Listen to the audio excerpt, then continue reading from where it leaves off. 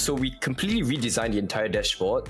So you will no longer see coming soon when we go to production. So there'll be 0 widgets that are coming soon. Okay. So the first thing is that, let's say you're a nerd. I'll call myself a nerd. We're all nerds here. Yeah. If you do remember the first couple of hashes, like couple of characters of your account hash, you can probably search it. So let's say mine's Nix9. So I can immediately find Nix9 without, it's just fuzzy. It's kind of like fuzzy file finding. So we have predictive, prescriptive, and suggestive search. So that's first thing. That's cool.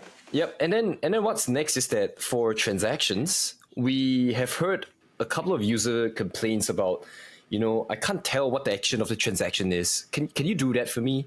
And then I said, sure. So what we do is from now on, you can find out what the transaction is without actually viewing the transaction. That's pretty cool. So you're super convenient.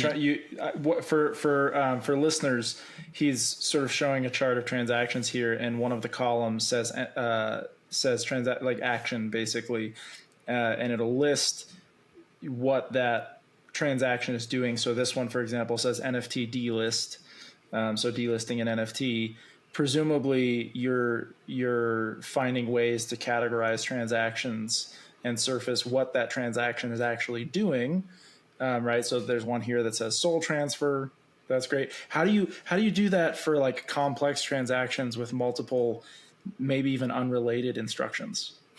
So over the next couple of weeks, we're going to continue depending on manual parsing, but in time to come, this parsing strategy would be completely abstracted. So I think what differentiates us from the rest is that we tend to focus less on parsing now. So let's say we have encoded transactions, right? We break it down to 3 things: native programs, Rust generated IDLs. So you can generate IDLs with your own Rust programs, right? You have Kinobi, you have Shank, and then you also have anchor based IDLs.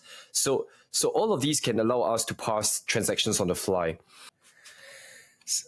So this is a transaction.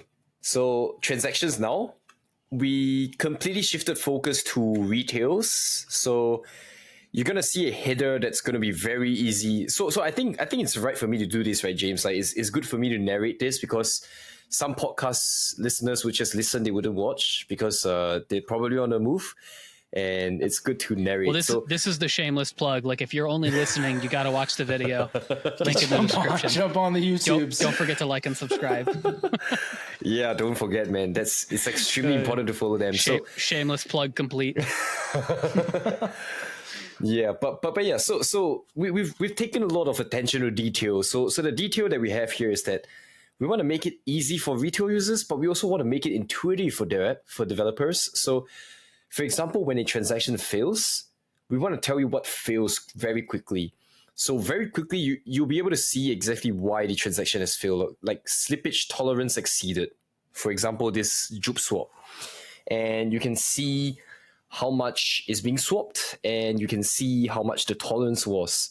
And we've also refined the entire transaction flow in a sense. I love that flow chart. That's amazing. There's a flow chart here that's like showing the entirety Classic of the transaction Solana and FM what happened flow. inside of it. It's great. So this is still a work in progress. We still don't have the best of what we want to do yet, but in the next week or so, we're gonna see something greater here. So this is probably the biggest change we've made, which is combining edges, connections between nodes and making them more intuitive. Because if you have too many edges and too many connections, it's going to be too confusing to the user. So yeah, that's another thing that we factored in. And of course, not forgetting devs, we've taken a huge focus on, really getting instructions shown correctly, getting them shown intuitively so that devs wouldn't have to worry too much about reading and understanding instructions. And by the way, we do cover events as well. Amazing. Oh, this is amazing. Yeah, jumping into the we're looking at the list of instructions for a transaction now for those who aren't watching, and we're able to expand it and look at events that were sent in each instruction. It looks like, which is awesome. That's wicked. So this is for Jupe, and Jupe is parsed. So you can also see which instructions specifically failed. I really wish that we could show the error on the inner instruction side though. Imagine if you could track the error down to the CPI. Don't we all? Unfortunately, That's CPI mad. doesn't quite support that. Yeah, Frosty, that's mad. Fix mad. it. Oh yeah, I'll add it to my to-do list. Yeah, you should. Shameless plug, runtime v2. Oh boy, and this UI is still bugged, but we're gonna ship out the validator table and dashboard, and we're gonna showcase the Nakamoto coefficient of Solana against 2 other chains, and Nice. then in general, it's just pretty general stuff for validator tooling and data sets. And I think the most important thing for devs, I think you guys are devs yourself, so I think this is something that I'm very passionate about, which is the inspector.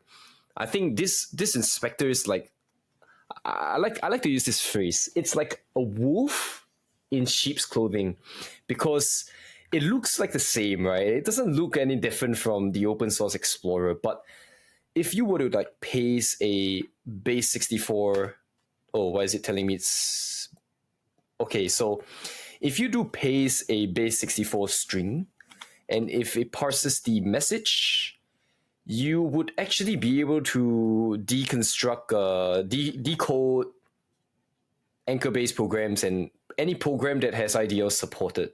So that's what we've been doing or working on so far for That's awesome. dev tooling.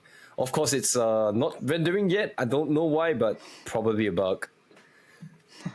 Yeah, things are very all bare right. bones. On the fly demonstrations tend to go that direction.